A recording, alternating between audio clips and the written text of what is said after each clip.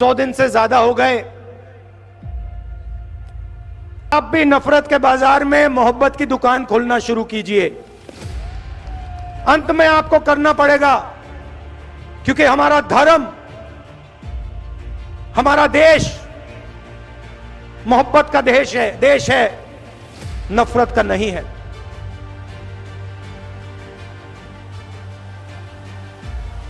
चलते हुए बहुत सारा सीखने को मिलता है। कई चीजें अच्छी लगती हैं, कई चीजें इतनी अच्छी नहीं लगती हैं।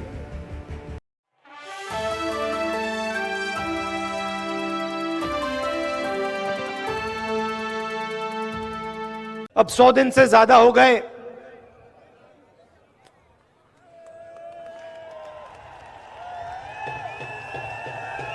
देखो, आपने बात याद दिला दी। मैं कुछ और कहने जा रहा था, आपने डाइवर्ट कर दिया।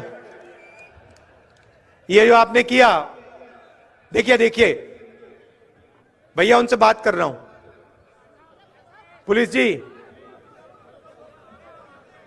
जो आपने अभी ये किया ना, इसने मेरे दिमाग को थोड़ा डाइवर्ट कर दिया। मैं पहले कुछ और कहने जा रहा था, अब दूसरे रास्ते से निकलेंगे। यात्रा अब 100 दिन से चल रही है।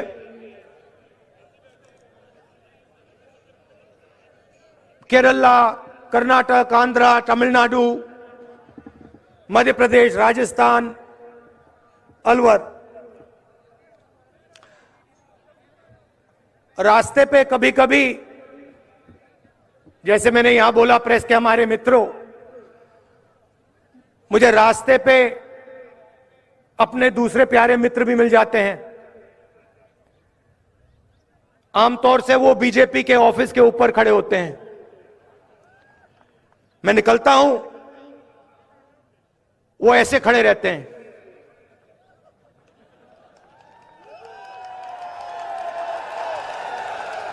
और मैं क्या करता हूं, मैं देखता हूं, पहले मैं उनसे यूं करता हूं, हाथ ऐसे रखते हैं। राहुल गांधी को वेव नहीं कर सकते, करना चाहते हैं मगर अलाउ नहीं है। मैं थोड़ा और करता हूं, फिर उनमें से एक दो यहां से हाथ हिला के यूं कर देते हैं। और फिर मैं आमतौर से जो आपने मुझे किया, मैं करता हूं। कभी कभी वो देख के ऐसे करते हैं कि बात नहीं कर सकते ना, आते नहीं है, मना है। मैं नफरत नहीं करता उनसे, विचारधारा के खिलाफ लड़ता हूं, मगर वो अच्छे लगते हैं मुझे। सारे जीव अच्छे लगते हैं। तो कभी कभी वो यूं करते हैं, मतलब क्या कर रहे हो तुम, क्या कर रहे हो। कन्याकुमारी से लेकर श्रीनगर जा रहे हो। उनके नेता कभी कहते हैं राहुल गांधी क्यों चल रहा है। ये मेरे दिमाग में था, थोड़ी देर के लिए मैं सोच रहा था, ये मैं कर क्या रहा हूं। पैदल चल रहा हूं, लोगों से मिल रहा हूं, गले लग रहा हूं, क्या कर रहा हूं। और जवाब मिल गया।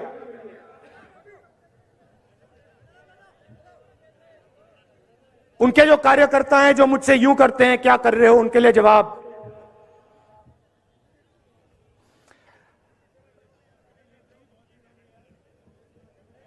नफरत के बाजार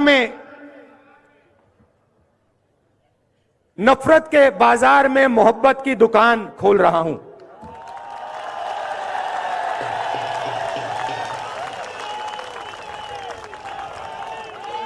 आप मुझसे नफरत करो, आप मुझे गाली दो, ये आपके दिल की बात है। आपका बाजार नफरत का, मेरी दुकान मोहब्बत की। और मैं सिर्फ अपनी बात नहीं कर रहा हूं, यह मत सोचिए कि यह सिर्फ राहुल गांधी बोल रहा है। यह पूरा का पूरा जो संगठन है, जिसने इस देश को आजादी दी, हम कौन होते हैं? महात्मा गांधी जैसे लोग, जवाहरलाल नेहरू, सरदार पटेल, अंबेडकर जी, आजाद, इन सब ने नफरत के बाजार में मोहब्बत की दुकान खोली थी। यही हम करते हैं। तो यह है मेरा जवाब बीजेपी के सब लोगों को। आइए, आप भी नफरत के बाजार में मोहब्बत की दुकान खोलना शुरू कीजिए।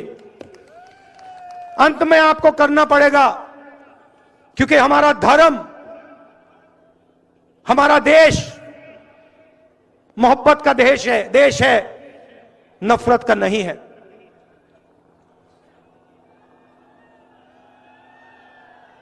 चलते हुए बहुत सारा सीखने को मिलता है। कई चीजें अच्छी लगती हैं, कई चीजें इतनी अच्छी नहीं लगती हैं। तो शुरुआत में सरकार की प्रशंसा करता हूं। शायद देश में सबसे बेहतर स्कीम गरीबों के लिए राजस्थान में है।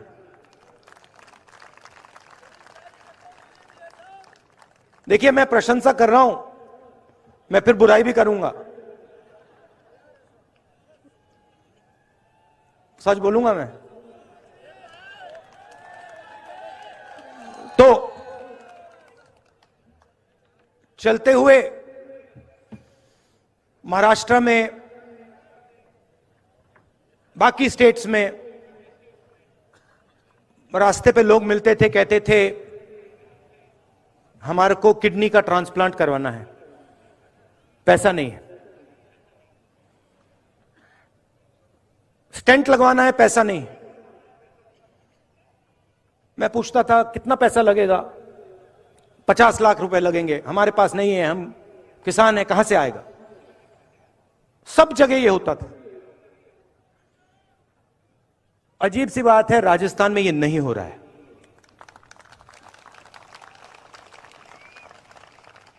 कल पहली बार 2 लोगों से मिला। एक बच्चा इतना बड़ा, उसका कॉक्लियर इम्प्लांट हुआ था, और एक व्यक्ति जिसका किडनी ट्रांसप्लांट हुआ था। और दोनों ने मैंने पूछा कितना पैसा लगा? फ्री में हुआ, मुफ्त में हुआ। तो चिरंजीवी स्कीम ने लाखों लोगों के दिल से डर मिटाया है, तो इसकी प्रशंसा करनी पड़ेगी। और ये पूरे देश को स्कीम रास्ता दिखा सकता है। हमारे विपक्ष के नेता जो हैं, बीजेपी के नेता हैं, जहां भी जाते हैं अंग्रेजी के खिलाफ बात करते हैं। स्कूलों में अंग्रेजी नहीं होनी चाहिए, बंगाली होनी चाहिए, हिंदी होनी चाहिए, मगर अंग्रेजी नहीं होनी चाहिए। कभी आप एक काम कीजिए, ये जो नेता कहते हैं कि अंग्रेजी नहीं होनी चाहिए, उनके पास जाइए, उनसे पूछिए भैया आप ये बात तो अच्छी कर रहे हो, मगर आपका बेटा कौन से स्कूल में जाता है? क्या इंग्लिश मीडियम में जाता है? हां या ना? हां। इनके सारे के सारे बच्चे अमित शाह जी से लेकर इनके सब चीफ मिनिस्टर के बच्चे, सब एमपी के बच्चे, सब एमएलए के बच्चे, सारे के सारे इंग्लिश मीडियम स्कूल में जाते हैं और भाषण देते हैं कि भैया अंग्रेजी किसी को बोलनी नहीं चाहिए। ये नहीं चाहते हैं कि हिंदुस्तान का गरीब किसान का बेटा मजदूर का बेटा अंग्रेजी सीखे। इसका कारण है क्योंकि वो चाहते हैं कि आप बड़े सपने ना देखो, आप खेत में से ना निकलो, आप मजदूरी से बाहर ना निकलो। इसीलिए ये आपसे कहते हैं अंग्रेजी मत पढ़ो। मैं ये नहीं कह रहा हूं कि हिंदी नहीं पढ़नी चाहिए, जरूर पढ़नी चाहिए। तमिल पढ़नी चाहिए, हिंदी पढ़नी चाहिए, मराठी पढ़नी चाहिए, सब हिंदुस्तान की सब भाषाएं पढ़नी चाहिए। मगर अगर आप बाकी दुनिया से बात करना चाहते हो, चाहे वो अमेरिका के लोग हों, जापान के लोग हों, इंग्लैंड के लोग हों, तो वहां हिंदी काम नहीं आएगी, वहां अंग्रेजी ही काम आएगी। और हम चाहते हैं कि हिंदुस्तान के गरीब से गरीब किसान का बेटा एक दिन जाकर अमेरिका के युवाओं से कंपटीशन करे और उसी की भाषा में उसे हराए। यह हमारा दृष्टिकोण है।